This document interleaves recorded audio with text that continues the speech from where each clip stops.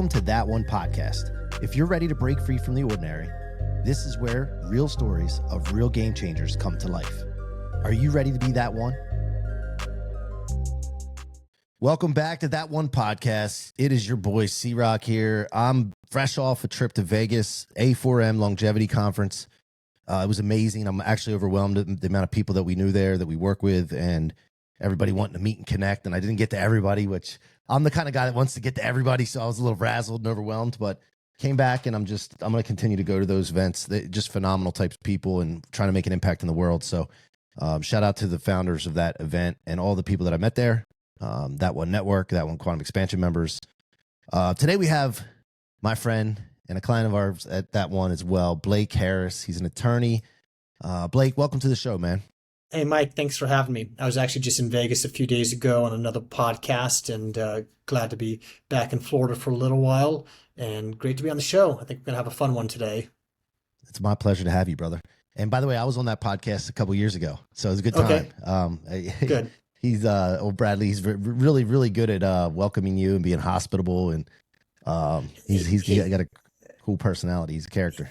He asked good questions, and he's got a sense of humor to him, which I appreciate as well. So yeah. I think we gelled well. That's a drop this week as well. Yeah, that's awesome. Did you smoke a cigar with him? I would have loved to. I'm one who enjoys smoking a cigar and maybe some other things as well. Yeah. But maybe I'll suggest that for my third round with Brad. Yeah, definitely. Tell him. C-Roc said he smoked a cigar with you before the show. Now, okay. I will tell you, that was a good cigar, and I got a little bit of like a nicotine buzz from it. Sure. And when I went on his show, I was buzzing, man. It was wild. So anyway, next time, tell him said C-Roc said he had one here. We got to have one. I'll he might have quit. I don't know. So, but he still posts pictures on his Instagram. He still posts pictures on his Instagram, the character photos of him smoking cigars. Why would you quit? Those things are good for you. But whatever. Yeah. Not everybody knows that. I guess it depends on the cigar. I'm a nicotine fan, so not cigarettes. It depends on the cigar, correct. Yeah. Well, listen, man, you got a lot going on. Okay, let's do this. Oh, yeah, I'm a poucher. Yeah, I'm a poucher. Yeah. I've got a few guys on my team that are loyal to the pouches. Yeah. I mean, and they say it's addicting, and I'm not addicted to it. I just like it. Just like my vitamins. I like drinking water. I like eating food.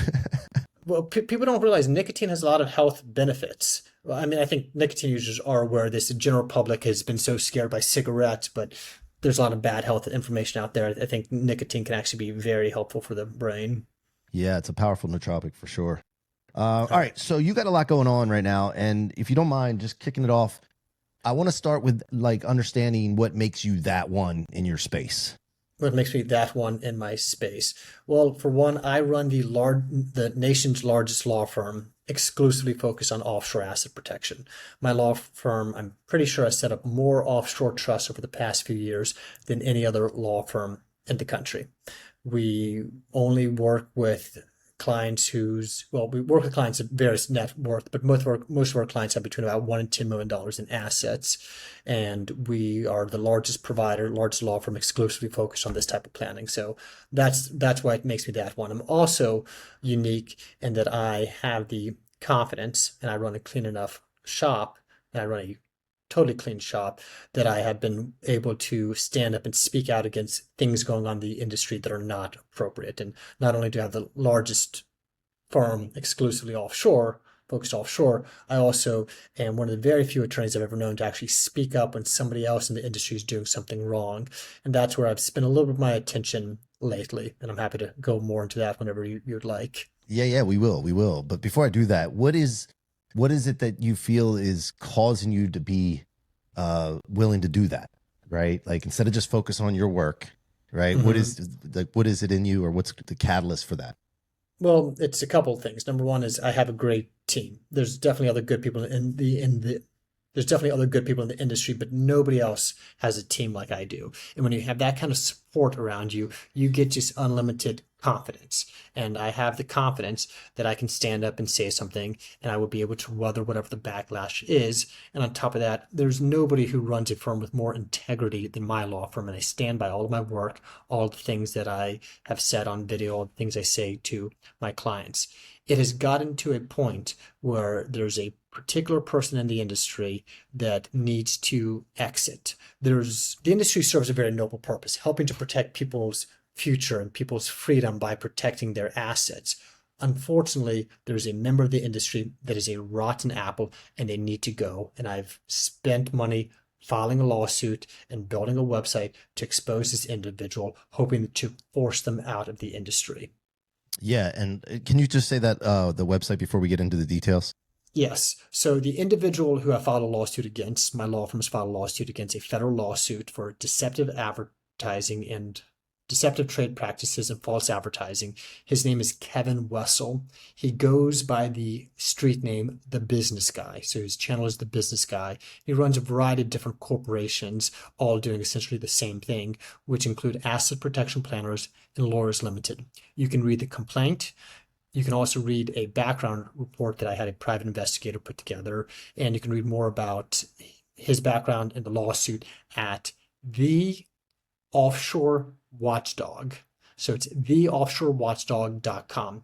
I want people to be informed when they're making asset protection decisions, and it's important that people enter this field when they come to work with a professional such as myself or another attorney in the industry, that they are not being misled and that they have confidence that they're not going to be dealing with a scammer like Kevin Wessel. Yeah, and this is alleged, by the way, so this is coming from you, Blake. I just want to make sure I'm clear. Mike is not saying anything about Kevin Wessel. He's asking the questions. I'm the one who's risking the defamation suit. But let me tell you something. I'm not concerned about a defamation suit for two reasons. Number one, I'm an asset protection attorney. I've been told I'm pretty good at it. I feel very secure that nobody's going to be able to sue me and collect. But more importantly than that, do you know what is a defense to any defamation suit? What's that? Truth. The truth. Right. And as long as you speak the truth, you can say whatever you want about anybody. And I have no problem calling Kevin Wessel a con man and saying that his operations are a scam and people need to stay away from them because everything I've just said is 100% the truth. So where did this start? Like, how did this all start to get into your your awareness? It started a few years ago when I got an email, and the email address was Bill Williams, which is Will Williams. I thought it was kind of a funny name. And I started looking into this, and I realized that his name that he emailed me from was Bill Williams, but he goes by The Business Guy. And I found out from other people in the industry his real name is Kevin Wessel. And then I looked into the outrageous claims he was making. He was claiming that he had served something like 100,000 clients. In the history of the Cook Islands, there have only been 30,000 trusts created. He's claimed to have serviced 3 times the number of clients ever. Is that the islands are the only place you could do that? So it's not the only place, but I'll get into here how he may I was just justify. making sure you knew I was listening. Okay, very good, very good. No, but in terms of what he advertises and what he pushes, it's the same thing my firm does. Cook Islands Trust. He also claims that his company's been around since 1906, which is impressive because the Cook Islands, which was the first country to have an International Trust Act, didn't pass their International Trust Act until the mid-1980s. So he claims to have been in business for 75 years before there was even a country where you could set up this type of trust.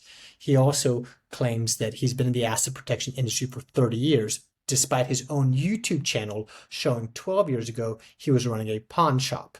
Since releasing the lawsuit and announcing this on social media, he has removed those videos from his YouTube channel, but you can see clips or pictures from those YouTube channels 12 years ago. So he's lying about his firm's experience. He's lying about his own experience. This was not good. I hired a private investigator, looked into this man's background. It is as bad as any human being I've ever come across. And on top of that, he starts copying my content constantly. Any video I make, he starts making a very similar video. And I'm not just saying similar theme, but word for word, line for line, angles, words, colors. It got creepy to the point that I felt like I was being professionally stalked. I later find out that he's copied my engagement letter. He also goes around and masquerades and really tries hard to lead people onto thinking that he's an attorney. He says comments like, oh, they don't teach offshore trust in law school, which is a line he copied from one of my videos. I don't believe ever attended or graduated law school. He also claims that he runs a law firm, but in the fine print in his contract, it says that we are not a law firm. There have been lots of people who've hired his company thinking they are working with a legitimate law firm and a legitimate attorney, only to find out they don't have the protection of an attorney-client privilege. They're not actually being represented by an attorney. There's misrepresentation going on in terms of whether he's an attorney, whether he runs a law firm, whether people are being represented by a law firm, as well as their experience in firm history. And this type of fraud needs to stop. Yeah. So why file a lawsuit versus report him to, regulators or agencies? We're doing both. And Okay. I just released a video earlier today. It's Monday, December 15th, saying, here's the deal, Kevin. I would drop the lawsuit if you will turn off your social media, turn off your website, and close your business. The lawsuit alleges $6 million in damages. I don't care if I recover that money. I want this fraudster to stop misrepresenting his experience in his firm to the public. I don't want the public to get scammed anymore. I don't care if I collect. I'm willing to drop the lawsuit if we can get him out of the market. And the lawsuit is alleging for your sake in that, not the reporting to the agencies, but for your lawsuit, is it damages to you and your company? Correct. As a Okay, market, as a market provider, if he wasn't out misrepresenting his firm, inevitably there would have been more people hiring my firm or other players, but some of that business likely would have trickled to my firm. His company, my company, I'm quite certain are the biggest players in the market. Yeah. And what is the scam allegation as far as what can happen to people if they So get misled? it's, well, for one, the lawsuit asks that he go back and inform all of the customers that he's misrepresented things of the truth. I imagine a lot of customers are going to be unhappy about that, probably request their money back. I think the inevitable result is that this man is going to end up closing his business. And what's really amazing, Mike, is since I filed the lawsuit on Wednesday, released it on social media on Thursday, he's continued to post other videos talking about asset protection, Cook Islands Trust, but hasn't addressed the elephant in the room, that there's somebody standing up calling him out for being a con man. He said nothing. And here's the situation, Mike. If he says anything, people will go to my channel, they'll look up theoffshorewatchdog.com, read about his background, see the things that he's been lying about, and he's out of business. So right now, Mike, I do some martial art. I feel like I'm in a Muay Thai fight where I can throw punches and he can't punch back, because as soon as he throws one punch, it's fatal for him. His destiny is set. It's a matter of time until he's out of business. And I appreciate you letting me come on your platform to help warn the public about this person. And then I can get back to running my business. And I'm still running my business. This is not taking more than maybe 10 or 15% of my time right now. I don't like being the one to take out the trash. I'd rather somebody else take out the trash. But it gets to a certain point where the trash bubbles up so high from your neighbor's yard that it's flowing into your business, it's flowing into your home, it's affecting your brand. Somebody needs to step up and do it. And I run a shop clean enough and I have the confidence to do the right thing and speak up. All it takes for evil to triumph is good men to say nothing. Well, I'm not going to be a good man who says nothing. I'm going to stand up and speak the truth. And it's time that somebody in the industry does this. Is this the first person you've run across that's done this? This is absolutely the first person I have ever filed a lawsuit against. Of any significance. This is absolutely the biggest issue I have with any competitor. Overall, I would say that it is an industry full of ethical players. Not to say there aren't some attorneys who I don't like what they do or disagree with how they present certain things, but this one individual absolutely stands out as a rotten apple, not just somebody who I'm not 100% on board with how they're presenting the facts. This one is an all-out con.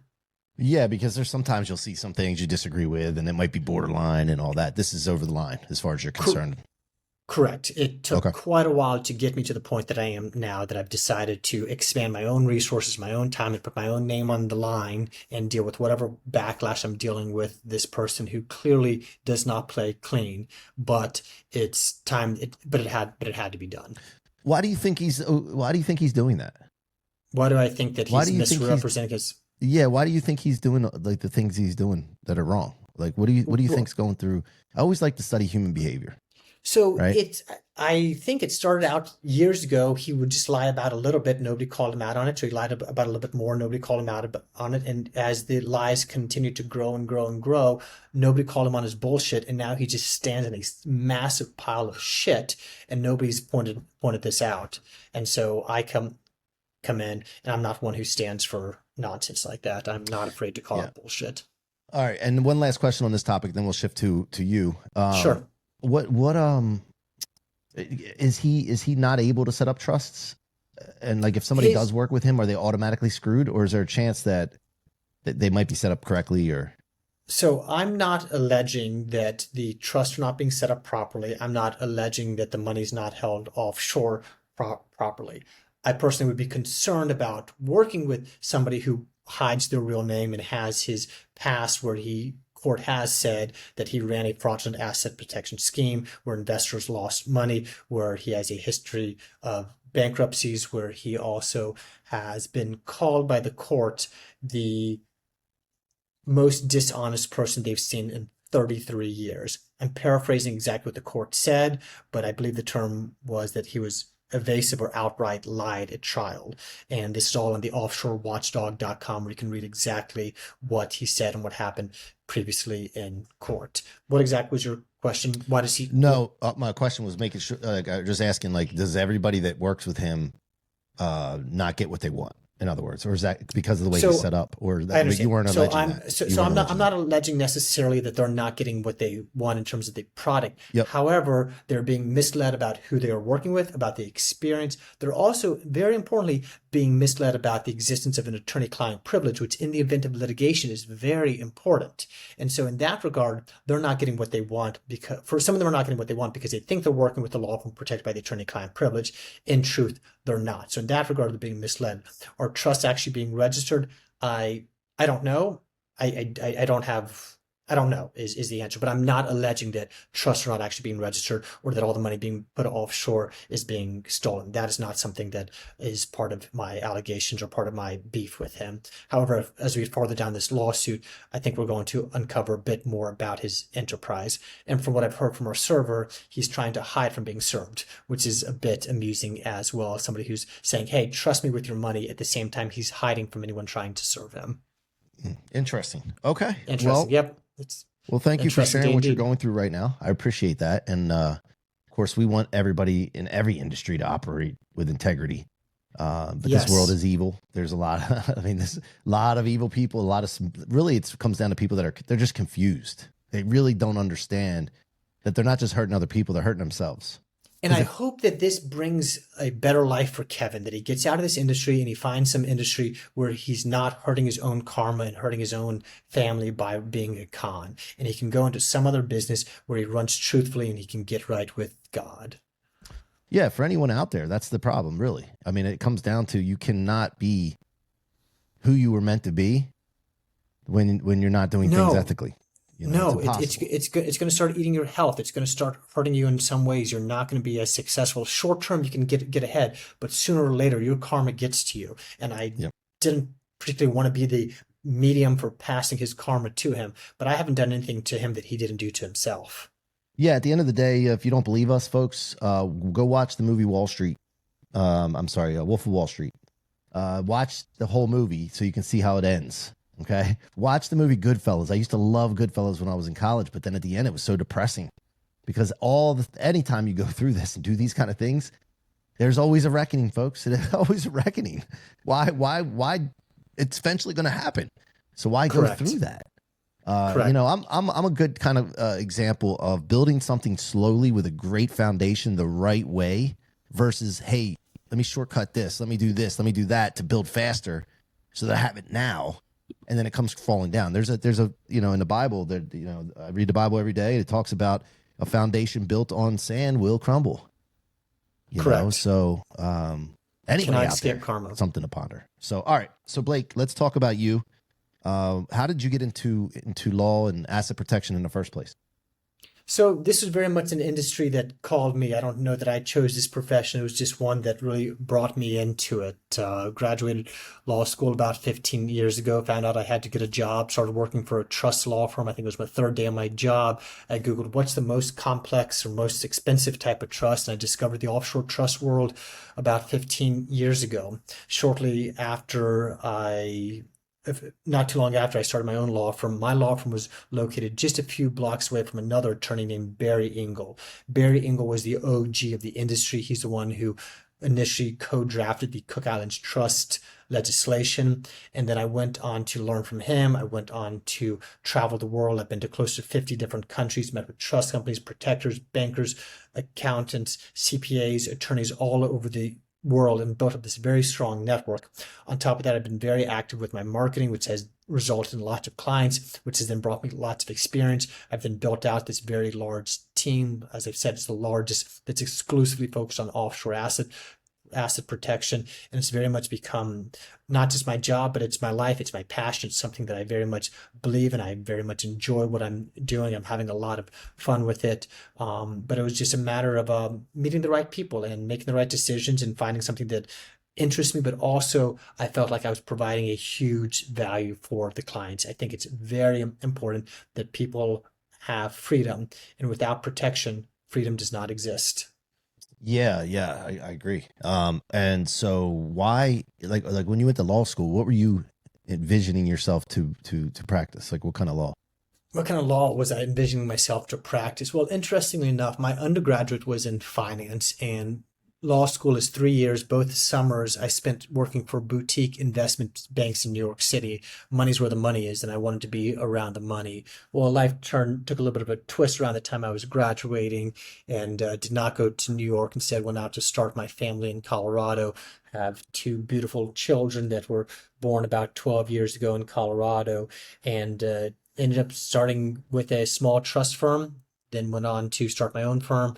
Now have a mid-sized firm of my own. So the only time I remember trust being mentioned in law school was when my very engaging trust professor said, my only comment about offshore trust is don't ever set one up. And I went and saw him after class. I said, why not set up offshore trust? Well, don't set up an offshore trust unless you do this, this, and this. I said, okay, teach, here's what I want you to do.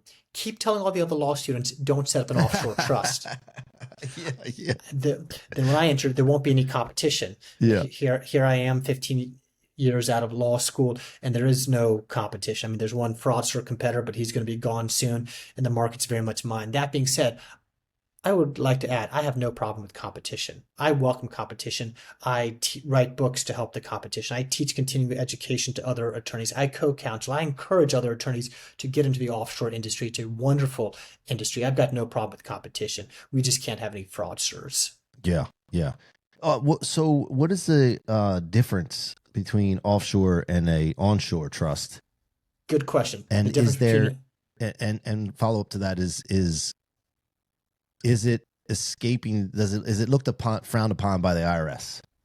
Okay, so let's talk about the IRS first. In terms of the IRS, it is not frowned upon. Most people who are either in politics or have been put into office have been put there by somebody who has an offshore trust. The government is not looking to attack offshore trust. They simply require that you report that you have an offshore trust, and we provide our clients a detailed memorandum on how to complete the reporting requirements. But in no ways does it increase your chance of an audit. It's not a red flag. Lots of wealthy people have money offshore. They've got domestic trust. They have offshore trust. There's no issues with the IRS about having an offshore trust. It's not used for avoiding or evading taxes, the same way you shouldn't avoid or evade taxes domestically, but it is no way an issue with the IRS or the government to have an offshore trust. And by the way, the reason I asked that, the common person, I'm familiar with trusts, but the common person hears offshore, and that's the first thing their mind goes to.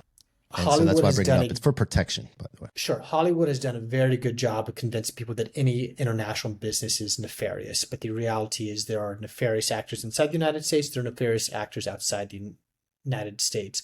The people who are going to be best adjusted and ready for the decades to come have a more open mind to doing business internationally. If you want to create a restaurant here in the United States and have the best possible food, you're not just going to get all your food from the United States. You may get some, I don't know, corn from the United States, but you may want to buy your wine from France. You may want to buy some other food from different parts of the world, get your rice from China or something. The same thing is true. If you want the best financial plan, if you want the best asset protection plan, you're going to want to set up a trust offshore in a country such as the Cook Islands or Nevis or Belize. And you're also going to hold your money offshore in another country, perhaps the Cook Islands, but more commonly Switzerland or Liechtenstein. To your question of domestic versus offshore, it's a very simple difference. One of those trusts will fold under pressure from a U.S. court. The other one absolutely will not fold under pressure from the U.S. court.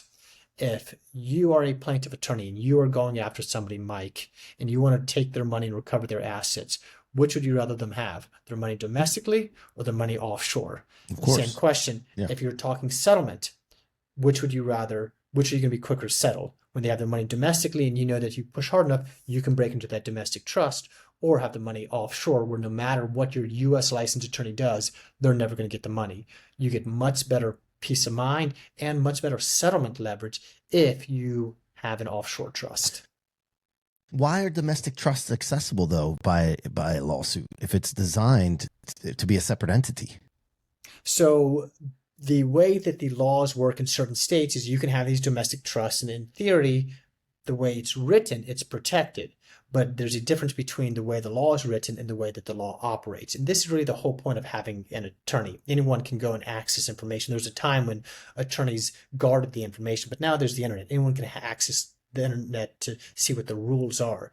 But in practice, there's a difference. And there's case law, which we put on our website and we put out on social media sometimes, showing domestic trust, despite saying we are protected, can be compromised. It can be compromised for a variety of different reasons, because some states say that public policy is not in line with these asset protection trusts. There's also Article 4, Section 1 of the U.S. Constitution, which says full faith and credit must be given to the judgments of every other state. So if you have a Nevada asset protection trust, but somebody gets a judgment in California or New York or Texas, they can then come to Nevada and say, hey, we have a judgment. The U.S. Constitution requires enforcement of this judgment, hand over the assets, and then the California court will send an order to the trustee, release the assets, or be held in contempt. And a U.S. trustee is always going to fold under that pressure. So people who are setting up domestic trusts should not do that, really. Is that the case? Like they should just go to offshore immediately? Because why waste your time and money and setting it up in domestic if it's...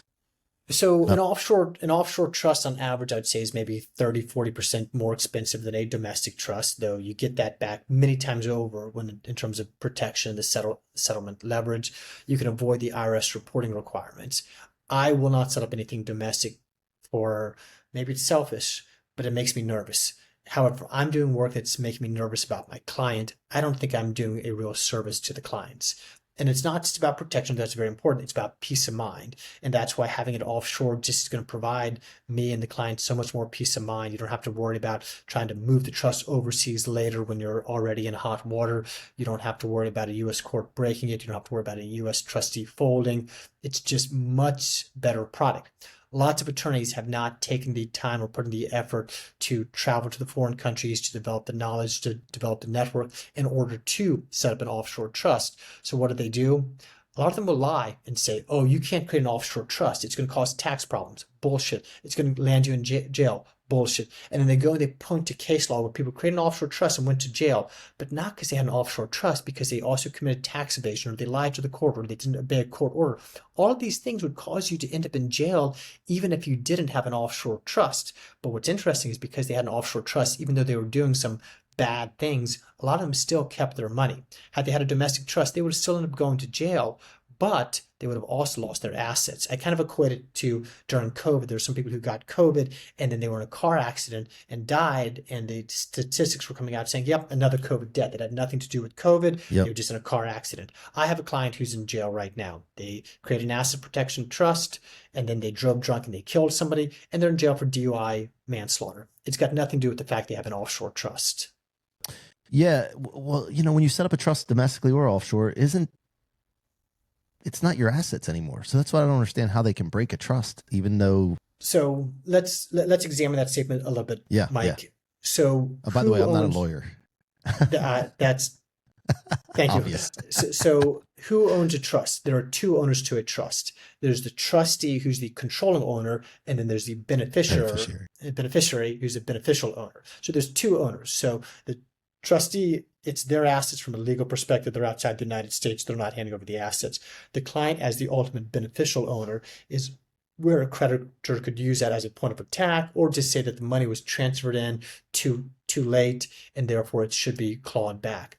Cook Islands has a very short statute of limitations, and even proving that it was an improper transfer is a very cumbersome process, one that very, very few plaintiffs ever want to actually go and try to go through that exercise. What we want to do is give our clients the ability to settle. Now, if it's a BS claim that's brought against them, we're going to tell the clients, don't bother settling, just fight this. It's going to go away. But if our client legitimately harms somebody, we say, yes, you should make a settlement offer, but make one that's fair and reasonable, and don't get taken advantage of. The person that sets up a trust is called a trustor? What? So it's a few different names. I prefer the term grantor. Grantor, settler. It can be called trustor, but that term gets a little confusing with trustee or trust maker. I think grantor is the clearest term, or the client. And so how about a beneficiary? How about a beneficiary or a trustee? Can they be, let's say they're sued, and can that trust become something that people can go after because of the trustee owns it or has the responsibility of it, and the beneficiary is the beneficiary owner of it? Can people go after their trust in those situations? So you can go after anyone for anything. Yeah. You're not going to be able to get it from the grantor because they've already given away the money. Yep. You're not going to be able to get it from the beneficiary because they don't have the money. They just have the right to receive distributions, but it's nothing in their pocket. It's like me saying, my dad's rich, but suing me, you're not going to get my dad's money. My dad may still pay my credit card bill and pay for me to go to school or lease me a car, but it's not, no one's going to be able to collect anything but this nice wool t-shirt from me. And that's even protected in bankruptcy law. Now, the trustee, they're the ones who actually control the money. And if somebody wants to go after the trustee, they can, but let's go make them play in a different court. Let's go make them play on the other side of the Atlantic. And let's go make them play where they have to post a $100,000 bond, where they have to prove their case by a much higher standard, where there's a much shorter statute of limitations, where there's a lot of case law and history to show the chance of you succeeding in a Cook Islands court trying to break a Cook Islands trust is damn near zero. So just to be clear, with the protection, when we were putting it offshore, the protection is to protect the trustee, not the grantor. Well, the protection is to protect the money. Yeah. But I'm talking about controls it. Correct. The grantor, all they can do is say, hey, trustee, please send me some money. The trustee will say, no problem, as long as it's not a court that's forcing you to make a request. The trustee is the one who controls. And yes, I'd say the laws protect the trustee. They protect the trust. Gotcha. Okay. Yeah, because I was thinking of the grantor having protection, but that's not the case, because once they set it up and they put the money in, it's not theirs anymore. It's not theirs. They don't need protection for what's not theirs anymore. And once they do that, a grantor sets up a trust, domestic or offshore. If they want some of that money back, then they'd have to get the trustee to do something with it for them, right? Correct. But anytime usually within Cook Islands Trust, the grantor and the beneficiary is the same person. So you put it in, the trustee holds it for your benefit. So it's held back for your benefit. And if you want money back, you say, hey, trustee, pay my credit card bill, or hey, trustee, wire me $100,000. The trustee just wants to confirm that you're acting by your own free will, and then they'll send you the money every time. Okay. That's where I was confused with it. I'm thinking that you always set up a trust and somebody else is the beneficiary, not the person that sets up the trust. You can do that, and that's the standard estate planning method. I set up a trust to own my home, and then when I die, that home goes to my children, the beneficiary. But with a Cook Islands trust, with a self-settled asset protection trust, you can be your own beneficiary. So you don't really lose your money. It's still there for you. It's just held in a way that nobody can take it away from you. Gotcha. Okay. And then final question here. What's the best way to pick a trustee? What's the best way to trust them? You do have to trust them. The trust company that we recommend is Atlas Trust Company. Its CEO, Marcus Almeida, is a very close friend of mine, a very trusted individual. But more important than hiring a trustee internationally is finding an attorney that you trust and you're comfortable communicating with, because that attorney is going to be the one to lead you to not only your trustee, but to a protector, to an offshore bank, to an offshore investment advisor, to another CPA. Big part of the reason clients choose to work with our law firm is because of our network, because of our access to the most reputable people in the industry. And do some people use a trustee, a family member or a friend as a trustee? So the trustee has to be dangerous? the trustee has to be a licensed trust company out of the Cook Islands. However, if they want an extra layer of protection there, what they can do is they can appoint a protector who has the ability to fire the trustee. And so you can Okay. have a family member or friend serve as a protector. If the trustee does something you don't like, or for whatever reasons you don't want to keep that trustee in there, we can change out the trustee at the direction of the protector. And you can bring in Okay. a That's friend for offshore. that. Domestically, do you have to have a trust company? You have to have a licensed trust company, a Okay. company licensed by the government of the Cook Islands, such No, as no, no. Atlas. For domestic ones. How about domestic ones? Does it operate the same way? For it depends on how you are setting it up. You may or may not need somebody licensed. If it's simply money that you're giving away to a third party, you don't necessarily need a trust company there. You can use one.